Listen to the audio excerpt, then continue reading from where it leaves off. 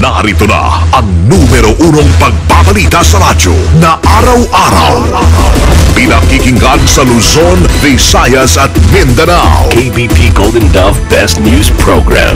Mula sa Head News Center ng pinakamaraming himpilan at number 1 na radio network ng bayan, RMN. Ito ang numero 1.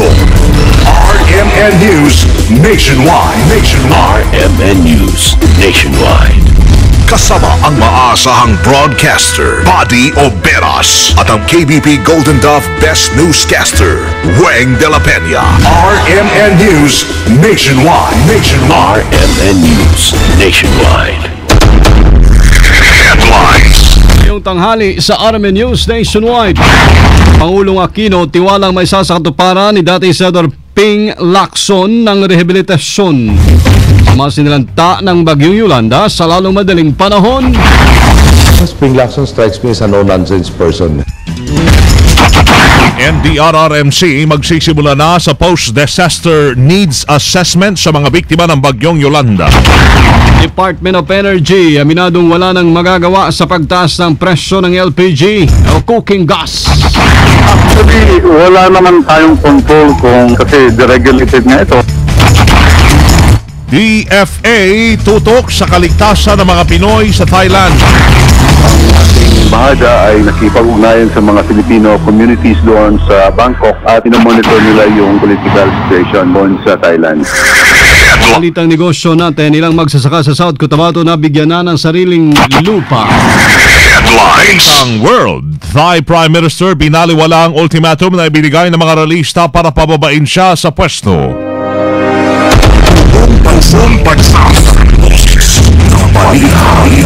RMN News Nationwide. Mga kasama, si Father Nick Lalog. O Diyos, Ama naming mapagmahal, ngunit naming pinupurit ng salamatan sa iyong walang hanggang kabutihan at kadakilaan. Higit pa rin nangingibabaw ang bigay mong buhay at biyaya sa aming lahat sa gitna ng trahedyang dulot ng Bagyong Yolanda. Ngunit batidin po ninyo, Panginoon, na hindi namin naiwasang maiyak at manlumo araw-araw habang parami ng parami ang bumabantad sa aming mga kwento at larawan ng kasawian at kamatayan. Opo, Panginoon, may mga pagkakataong kami nag-aalinlangan sa iyong katapatan. Pero higit sa lahat, Panginoon, batid po namin ang marami naming kasamaan, hindi lamang sa aming mga magulang at sino paman, kundi pati laban sa kalikasan. Kaya't kami patuloy ninyong tulungan na palaging sundan at tularan ang iyong anak na aming Panginoong Yesus. Sa katunayan, bago pa man dumating ang mga pagsubok na ito, naroon na si Jesus na naunang nagpakasakit at namatay sa krus para sa amin. Dagdagan po ninyo ang aming lakas at tapang upang huwag kalikuran ang aming mga kalbaging pasan sapagkat walang ibang paraan tungo sa makabuluhang pagbabago kundi sa daan ng krus. Sa krus lamang tunay naming malalaman na higit sa pagkain tubig, pag-ibig at pagdanay ang kailangan. Hindi lamang tirahan at higaan ang inaasahan, kundi ang aming kaisahan. Kaya naman po aming Diyos, Ama, kami iyong tulungan. Bigyan niyo po kami ng tapang katatagan magsama-samang maglakbay, magsama-samang umahon at bumangon, magsama-samang tumungo kay Kristo sa tuwing na pagpapalitago. Sa kapangyarihan ng Espiritu Santo, ito'y aming hiling sa iyo, O Diyos Ama, sa ngalan ni Kristo. Amen. Pinakamalaking mga balita, abot sa bawat Pilipino, saan man sa bansa. RMN News Nationwide. Buhay Pilipinas, tanghali po ng Martes ngayon, Disyembre 3, 2013. Itong numero 1 RMN News Nationwide. Ako si Buddy Oberas. Ako naman si Weng De La Peña. Tayo ay live na live sa DWNX 91.1 RMN Dagat, DZRS 1179 RMN Sorsogon, DYKR 1161 RMN Calibot, DXCC 828 RMN Cagayan de Oro. Pa rin tayo international. Ustream, search nyo lang RMN Manila, WRMN New York, USA. At sa lahat po na ating mga number 1 AM station sa buong bayan.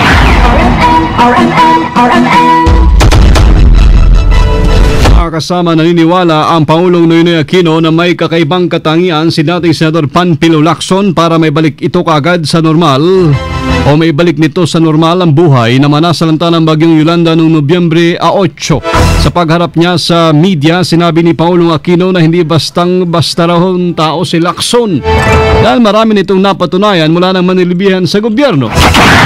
Spring Lacson strikes me as a no-nonsense person. The members of the cabinet have their normal functions. Then you also have the imperative to get our people back in a better condition at the soonest possible time. So there is, parang the attention is divided between the two obligations right off the bat. Now, having Ping Lacson at the center, wherein he's a no-nonsense guy, focused solely on Yolanda's rehabilitation, will undoubtedly achieve the targets sooner. And that is, I guess, the primary reason why we looked at the unique capabilities of Mr. Lacson. Hinggil naman sa transparency, sinabi ni Pangulong Aquino na tiwala rin ito sa dating senador na hindi ito gagawa na anumang kababalaghan. Yung transparency, especially for international aid and also the other expenditures of the budget, but for international aid that is coursed through the government, there is a website called Faith that anybody can access, which shows what has been received and where it has gone to. And that has been out for, I think, about 2 weeks or so. Pagi po ng pahayag ni Pangulong Noynoy Aquino. Pagkakatalaga kay Lacson bilang rehabilitation czar, hindi makakasapaw sa trabaho ng ilang leader sa gobyerno. Kasama natin sa Balita Live si Conde Bata. RMN Report. Napitiyak ni Davao City Representative at Labor and Employment Committee Chairman Carlo Alexei Nograles na walang sapawan na mangyayari sa pagkakatalaga kay dating Senator Ping Lacson na sa ibang mga leader ng departamento na in charge din sa rehabilitation efforts sa mga lugar na sinalanta ng kalamidad.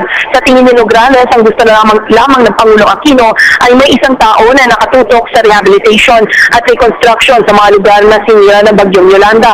Paliwanag pa ng kongresista, hindi magkaka-overlap sa trabaho ng DILG at DPWH sa pagkakatalaga kay Lacson dahil makakatulong din ito na bukod sa mga hard-hit areas ng kalamidad ay kailangan din matutukan ang ibang proyekto sa mga lugar na hindi naman tinamaan ng bagyo. Nilinaw pa ni Nograles na well-defined naman ang trabaho ng bawat isa at professional naman na ang lahat kaya walang irinan o sapawan ng trabaho na mangyayari.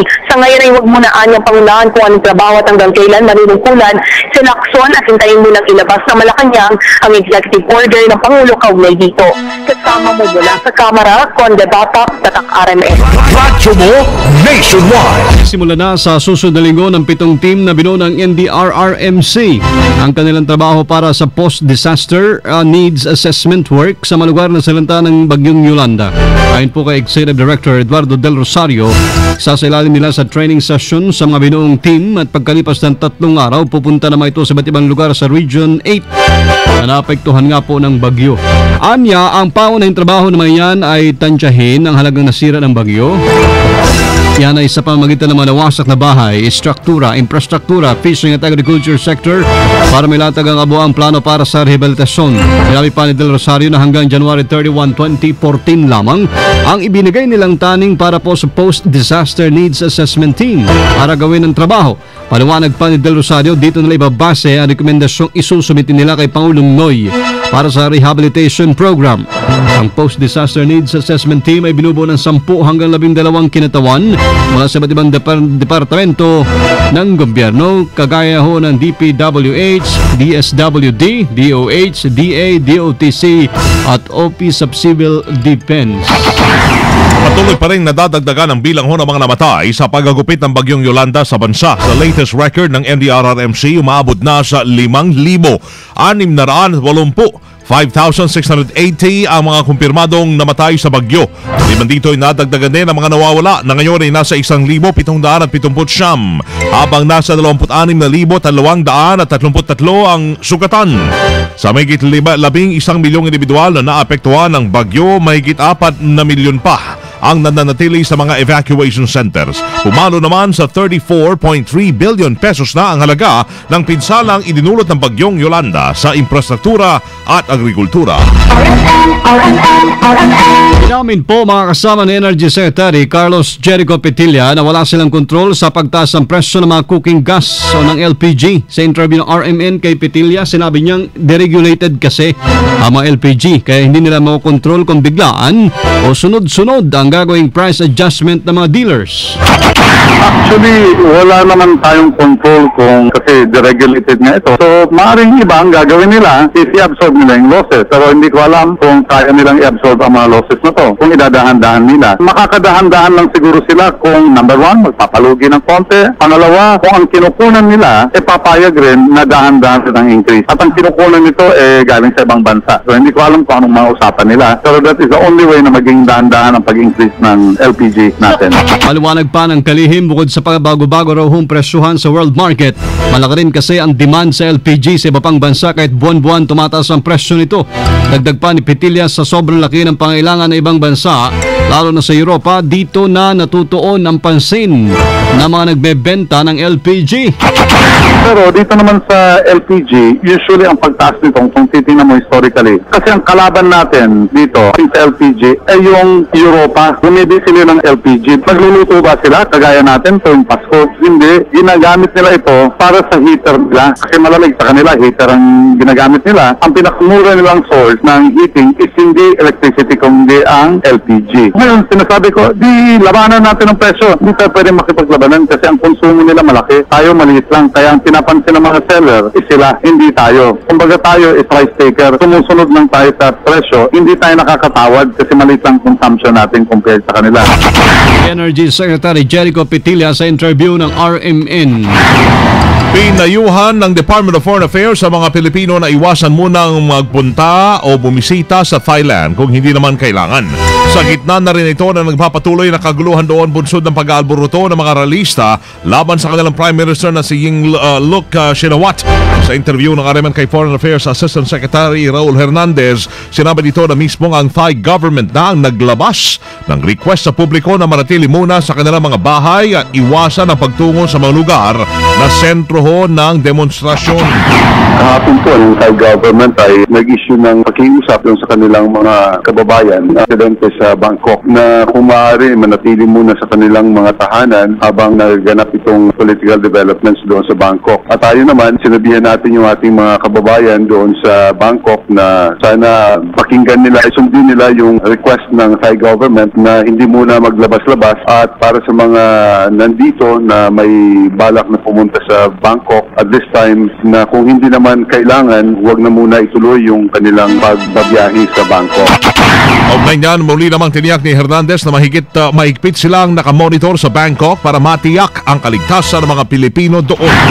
Sa ngayon po, ang ating embahada ay nakipag-ugnayan sa mga Filipino communities doon sa Bangkok at inomonitor nila yung political situation doon sa Thailand. Yung ating latest ay mayroon tayo about 9,300 na mga Filipino na naninirahan sa Bangkok, sa buong Thailand. Okay, at karamihan sa kanila sa Bangkok. Si DFA Assistant Secretary Raul Hernandez sa interview ng RMN. Si Pinoy bumanat na naman sa media. Kasama natin sa Balita Live, Deo de Guzman. RMN Report. Nagpasaring si Pangulong Ninoy Aquino sa mga kagawad ng media sa kanyang nagpagsasalita sa 27th Bulong-Pulungan Media Forum sa ginanap sa Sofitel Plaza sa Pasay City. Sinabi ni Pangulong Aquino, hindi nawawala ang mga lumalabas na report sa radyo, dyaryo at telebisyon, ang mga kontrobersyal na balita, lalo na sa pananalasa ng Bagyong Yolanda at ilang pang kalamidad na tumama sa bansa. Dahil anya dito ay nakakalimutan na ang mga magagandang ginawa ng mga tauhan ng gobyerno, lalo na mga kawal ng Armed Forces of the Philippines. Inalimbaw pa ni Pangulo Aquino ang mga sundalong nakipagbakan sa mga miyembro ng Moro National Liberation Front na walang pag-aalinlangang ipinagtanggol ang taong bayan para sa kapayapaan at ang mabilis na pagsaklolo ng mga ito sa mga nasalanta ng Bagyong Yolanda. Sa ibang bahagi naman ng programa ay sinabi ni Pangulo Aquino na isinasama din niya sa kanyang mga dasal ang mga kolumnista na panay ang banat sa kanya. Kasama mo sa Palasyo ng Malacanang, Deo de Guzman, Tatak RMN. Radyo mo, Nationwide RMN News Negosyo. Mga kasama, natanggap na po ng 3,637 na mamagsasakang lumad sa Lake Cebu at Tibuli ang titulo nagpapatunay na pag-aari nila ang sinasakang lupa. Ayon kay Felix Prias, Provincial Agrarian Reform Officer 2 ng Department of Agrarian Reform, South Cotabato, sako po ng CLOA o Certificates of Land Ownership Awards ang 10,328 hectares na lupain dyan sa Barangay Tacunel, Lake Cebu, Mungkayo o Mungkayo at Tibuli. Kasabay niyan, pinalalahanan naman ni Municipal Agrarian Reform Officer Celso Caro ang mga benepisyaryo. Dalagaan pong mabuti ang mga pinagkakalob na lupain para mapayaman ang lokal na ekonomiya. Maliban sa pamahagi ho ng mga CLOA, sinabayan dito ng pagpapaliwanag tigil sa Comprehensive Agrarian Reform Program Extension with Reforms o CARPER. Nagkaroon din ng tree planting sa sitio Motokling, Mongokayo at feeding program sa mga bata sa bawat barangay na pinagdausan ng pamahagi ng CLOA. RMN News Abroad. Pinasura ni Thai Prime Minister Yingluck Shinawatra ang ibinigay na ultimatum ng mga realista para siya'y bumaba sa pwesto. Ayon sa Thai Prime Minister, unconstitutional o labag sa batas ang inihiling ng mga demonstrador sa kanya. Sa halip, nanindigan ito na gagawin niya ang lahat para mapasaya ang kanya mga nasasakupan. Batay sa konstitusyon.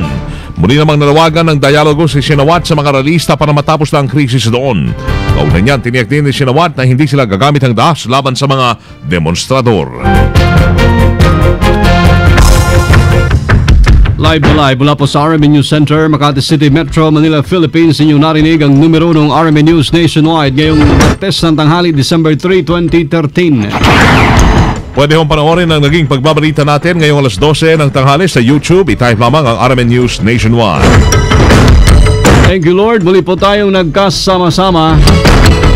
22 days na lamang, Pasko na. Salamat po sa inyo naging panahon sa amin. Kasama niyo po sa serbisyo publiko, mga sama. Ako si Buddy Oberas. At Weng de la Peña. Dito pa rin sa tahanan na may pinakamaraming number 1, pinakamaraming himpilan. RMN Radyo mo nationwide. Pinakamalaking mga balita abot sa bawat Pilipino sa bansa. RMN News Nationwide. Alas 12:17. Gustong yumaman?